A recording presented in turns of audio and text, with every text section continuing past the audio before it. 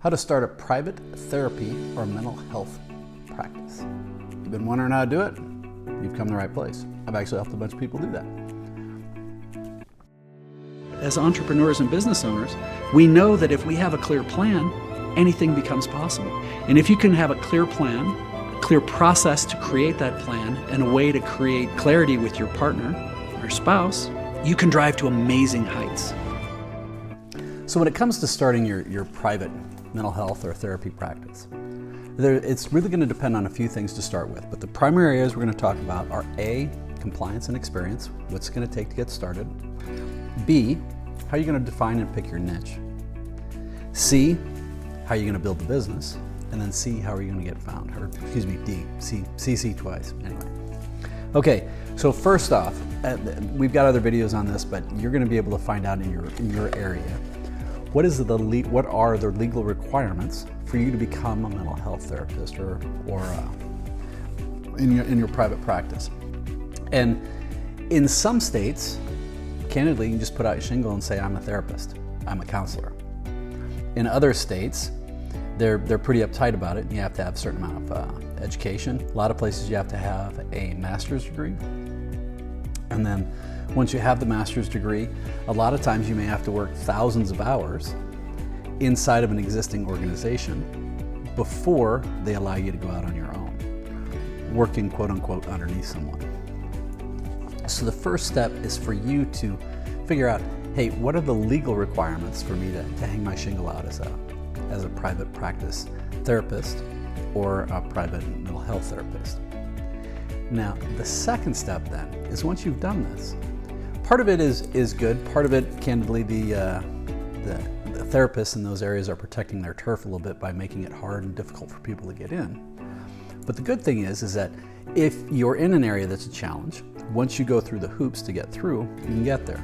So my wife actually went through this whole process, and she changed careers at 40, and she went back to school. She ended up needing to get a master's degree, which was its own set of challenges because she was British, and to switch from one area to another, from the UK to here was a separate set.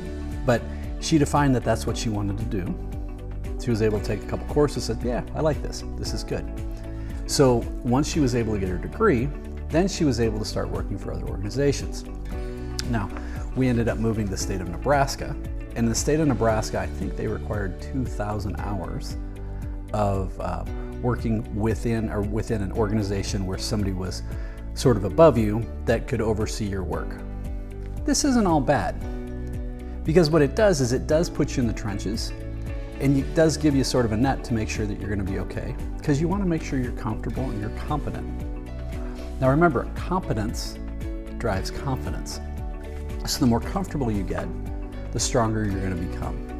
And if you are working for another organization, this gives you the opportunity to start exploring what are the things that you like, what are the things you don't like. So in my wife, Rika, her case, she was able to work for areas, and she realized that she doesn't do very well with folks who have addiction issues. It doesn't mean that they're bad people at all, it's just not necessarily her jam. In other cases, there's people out there who really love working with kids. And again, I don't think that's Rika.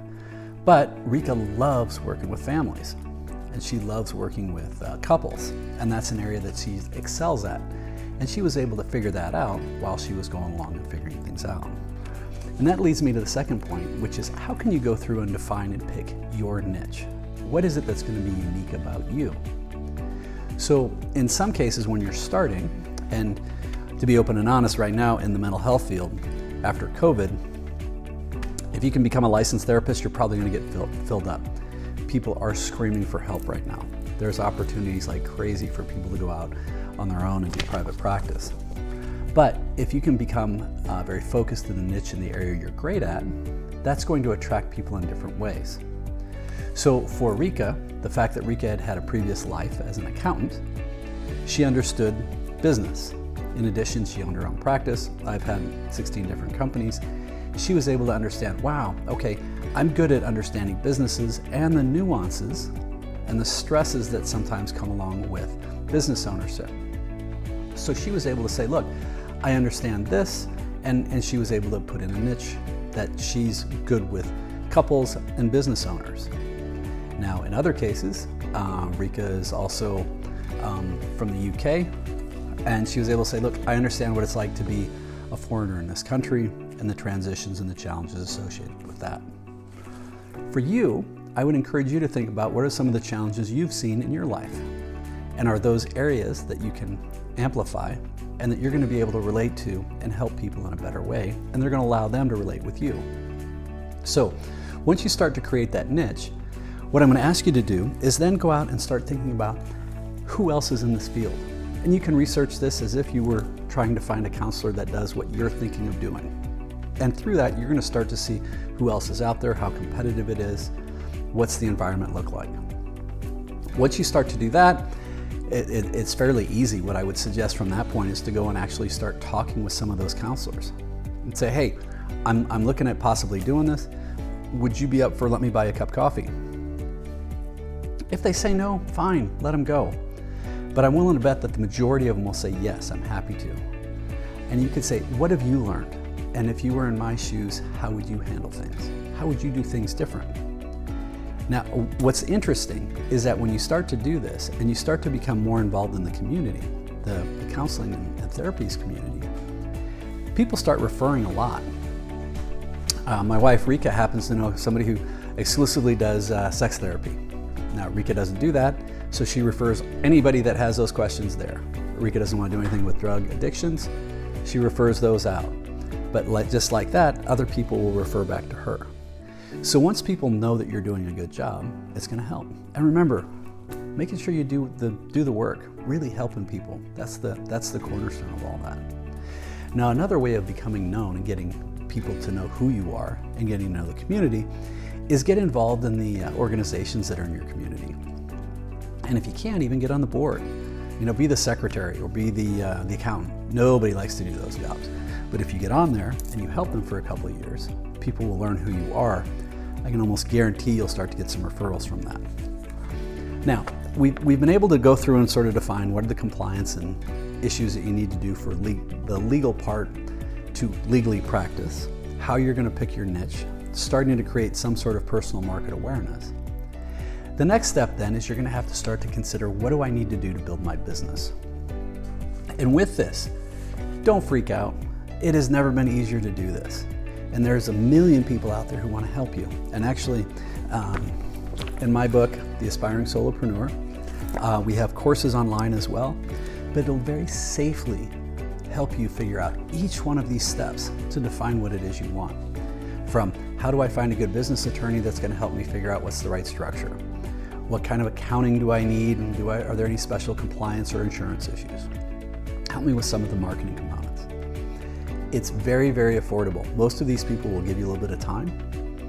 On them, they're doing their own business development. And in the book, we talk a lot about, in other videos on this channel, to help you really figure out how do you find those right people.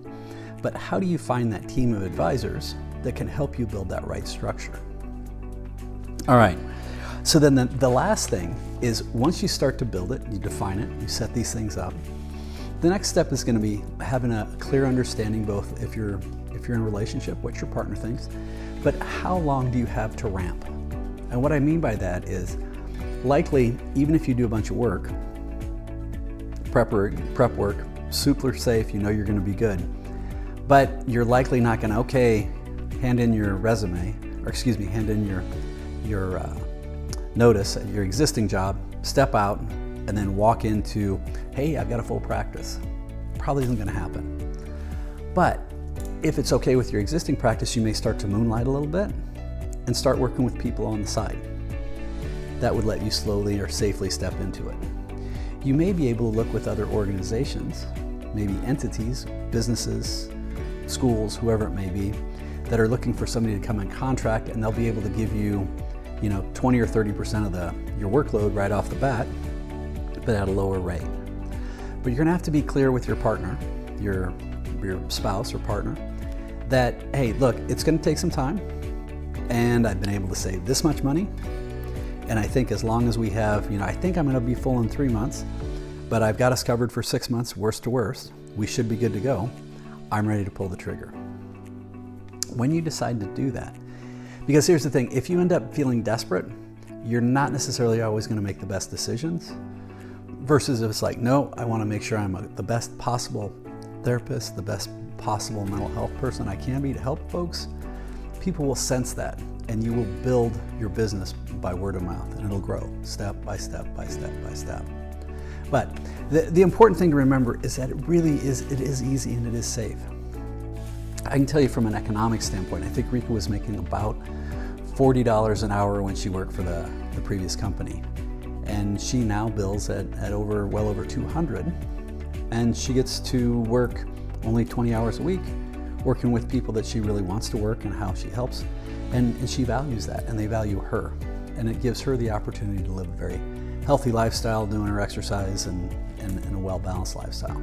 So it is possible.